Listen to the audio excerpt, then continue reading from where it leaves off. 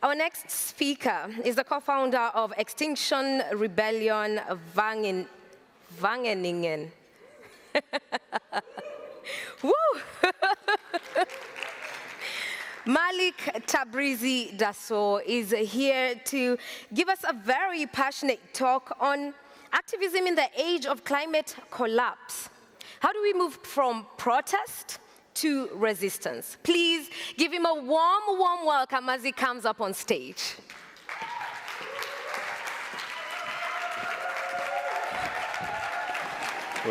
Oh, I don't need it. Okay. Perfect pronunciation, though. Am I on?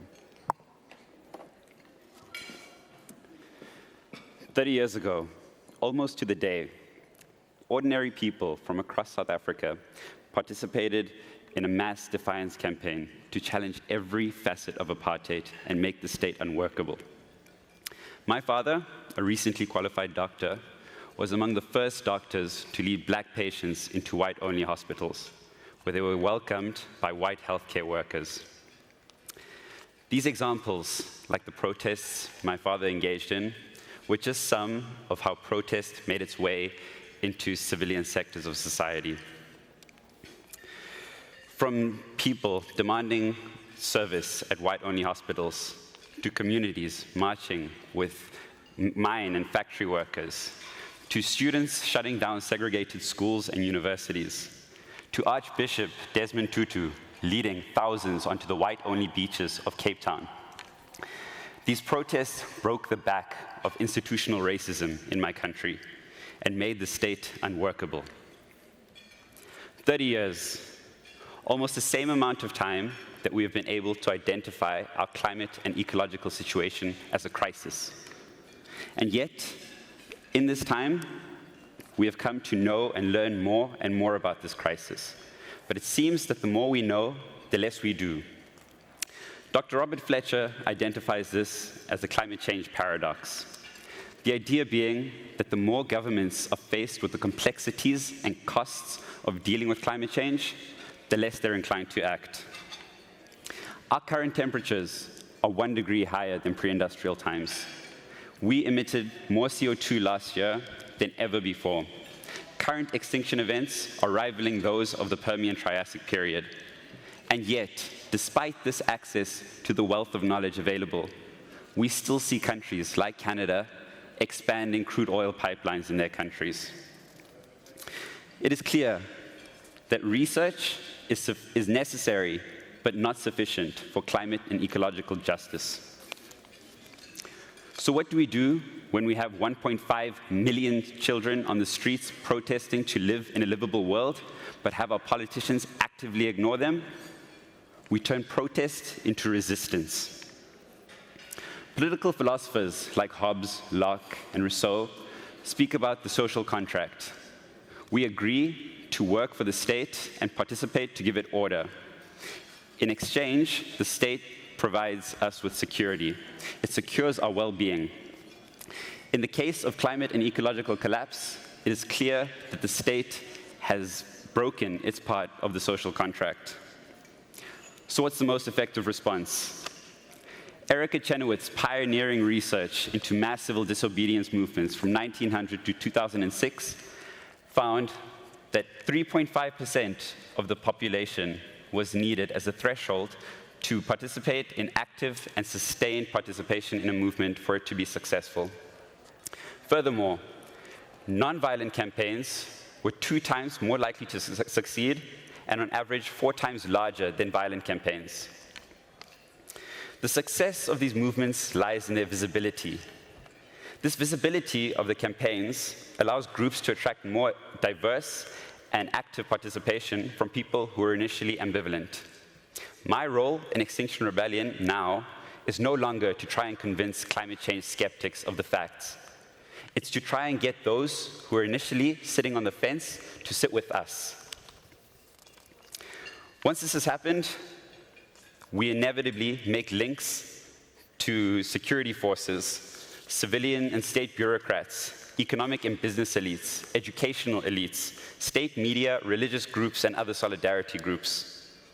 When Ochbor, participated in their campaign attempting to overthrow Milosevic as the ruler of Serbia and Montenegro, they engaged in many nonviolent disruptive campaigns and were met by violence from the state. Yet, as the movement grew, there were more and more cases of security forces disobeying their orders to shoot into crowds. When a journalist asked one of them why he refused orders from his commanding officer, he simply said, "I know my child could be in there."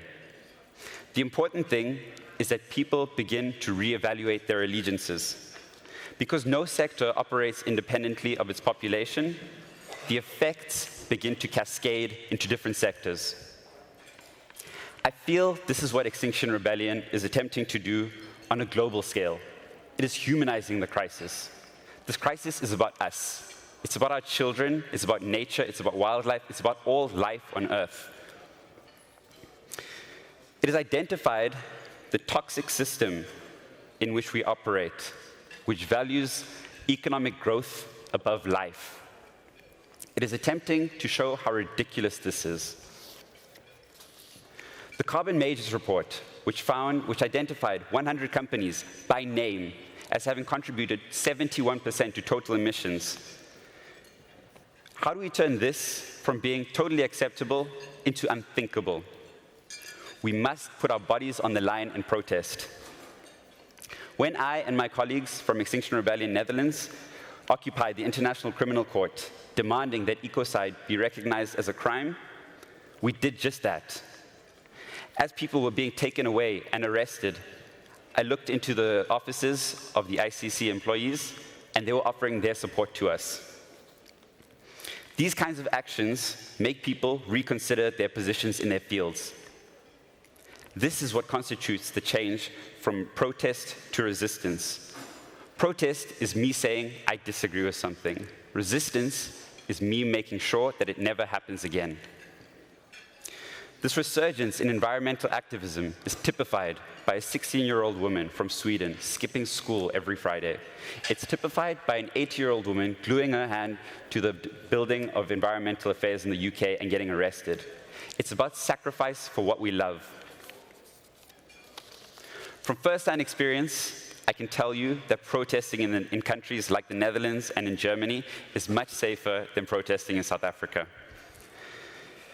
It's also more necessary. The global north is complicit in some of the worst destruction of biodiversity and is among the biggest polluters of our environment. We not only have the right to protest in countries like these, we have the obligation.